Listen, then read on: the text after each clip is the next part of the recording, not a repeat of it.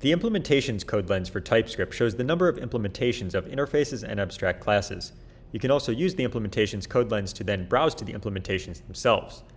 Now, to enable it, I'm going to open up my settings using Control Comma or Command Comma on Mac and say implementations, and it's the TypeScript implementations code lens setting here. So it's off by default, and I'm going to go enable it just like that, and then switch back to this TypeScript file.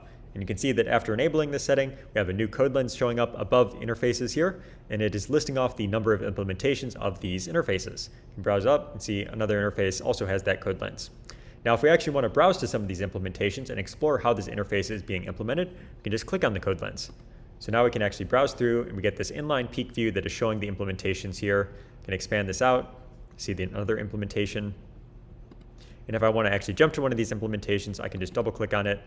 And now I've gone and opened this. I can also just double click in the peek view to actually go dismiss that and jump directly into the editor there.